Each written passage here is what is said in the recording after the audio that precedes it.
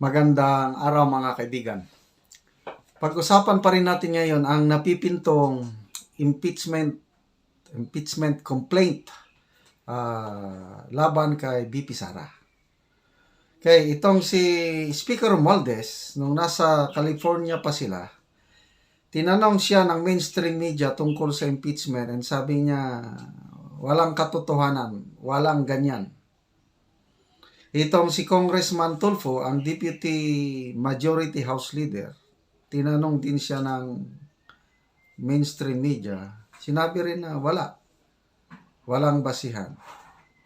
Yan si Congresswoman Franz Castro, sinasabi rin na usap-usapan lang sa kanto-kanto. Nothing serious. The leadership is not involved. Okay? Kailang, huwag po tayong maniwala doon. Balat sibuyas, mga pagsisinungaling lahat. Paniwalaan natin ang ating BP Sara. May napanood akong short video niya. Hindi ko pwedeng ma-upload dahil may music, baka ma-copyright ako. Sabi niya doon, gusto kong linawin, sabi niya, may nauna siyang statement na I still have the trust of the President. Nung tinanong tungkol sa impeachment, I still have the trust of the President. So, bakit? Anong basihan ni BP Sara na she still have the trust of the President? Ito, bago naglarga ang presidente sa Amerika, tinanong ni BP Sara tungkol sa impeachment na yun. At ang sagot ng presidente, yes, I know about that impeachment. Yun ang sagot ng Pangulo. Okay, so very clear.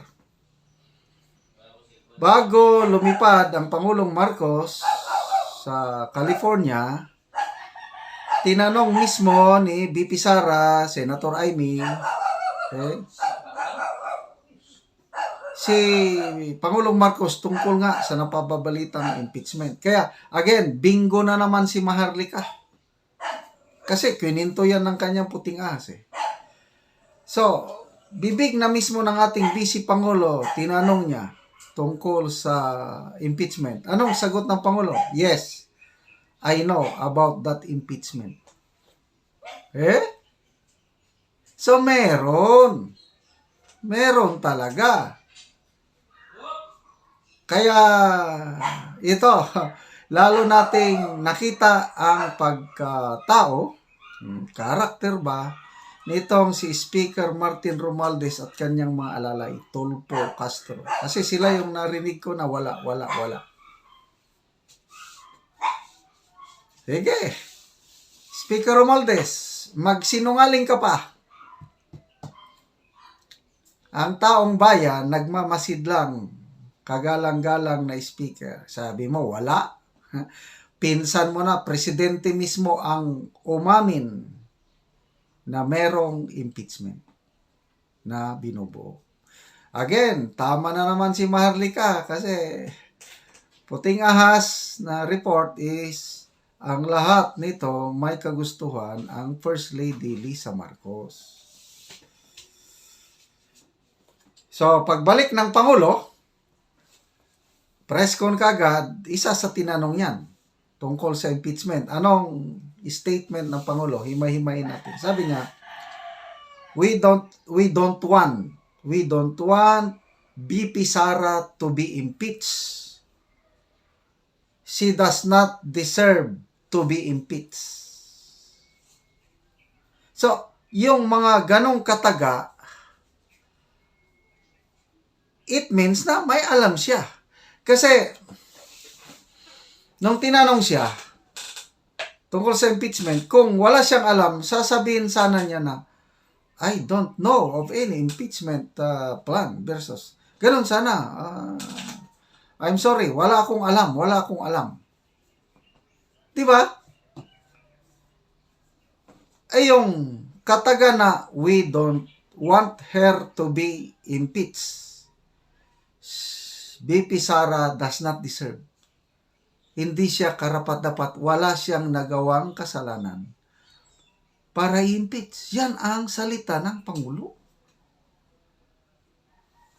So, wag po tayong maniwala yung mga sinasabi ng kampo ni Tambang, wala. Mag-ingay po tayo, maghanda po tayo kasi meron. Wala. Meron. So, ang tanong, ang presidente, kasi sabi niya, we don't want her to be impeached. Kaya ba ng Pangulo na pigilan ang pinaplano ng mga congressman na mag-file ng impeachment complaint? Ano sa tingin niyo? Kaya ba niyang pigilan? Again, balik tayo sa puting ahas ni Maharlika. Sagot daw ni Presidente kay Senator Amy at BP Sara na, I'm sorry, wala akong magagawa. So yung kataga ng Presidente na sabi niya, we don't want her to be impeached. She does not deserve to be impeached. Save face lang para magmukha siyang tunay na kaibigan. Kasi kung sasabihin niya na yes, meron. So, ang next na anong gagawin niyo? So, para wala nang tanong is we don't want her to be impeached. Ganun na lang. Bakit niya sinabi kay Senator Amy at BP Sara na wala akong magagawa? Presidente ka, ikaw dapat ang most powerful man in the Philippines. Dahil presidente. Ang mas powerful lang, of course, ang Diyos. But after God, siya na, presidente. Bakit niya sabihin na wala siyang magagawa? Again, ito, from Maharlika.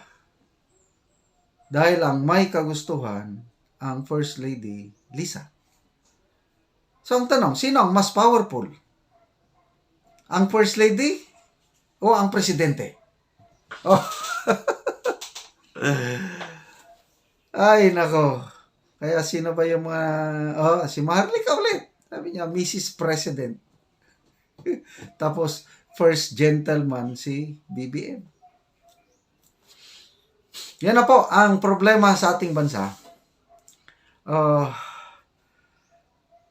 Yung perception pa naman lang ito. Ako, perception ko lang ito.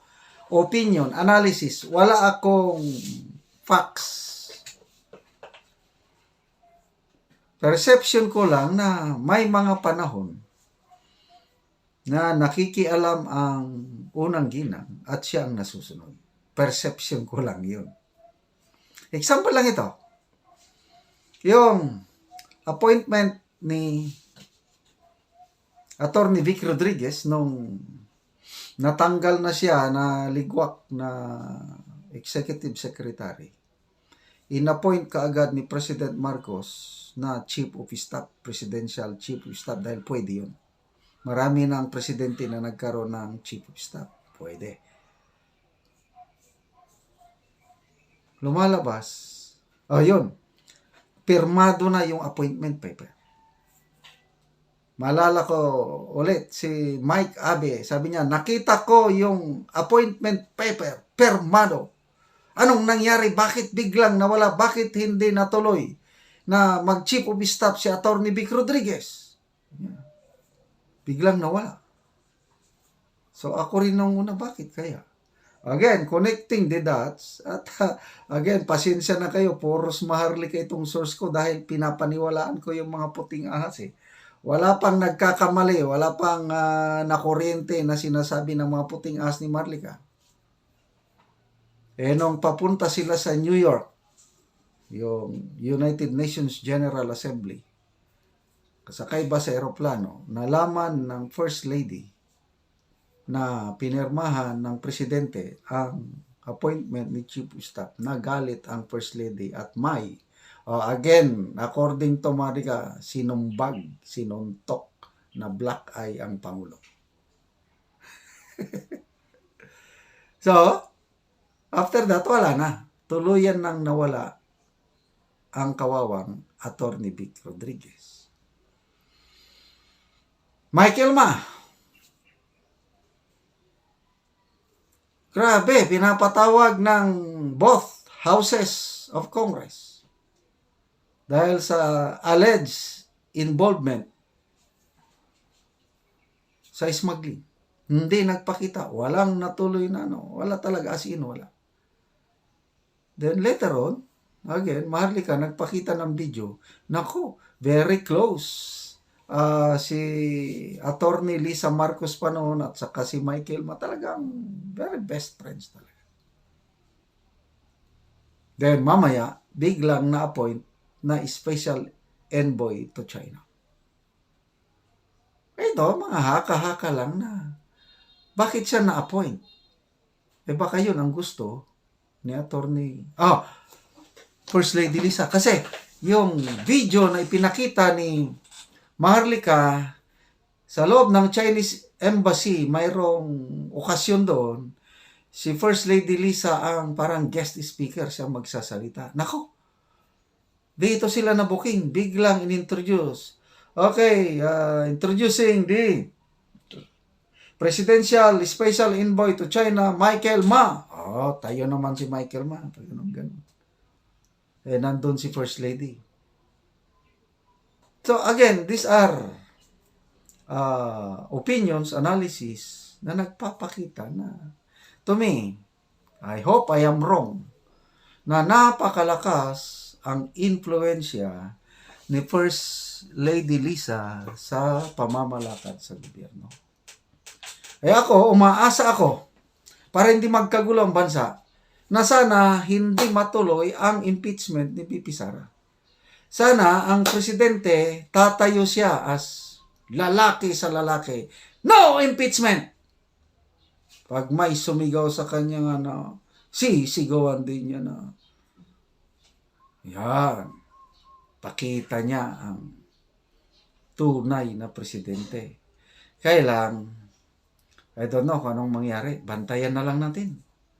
Kasi talagang gustong-gusto ng mga makabayan black with the blessing of Speaker Romualdez na ma-impeach ang ating VP Sara.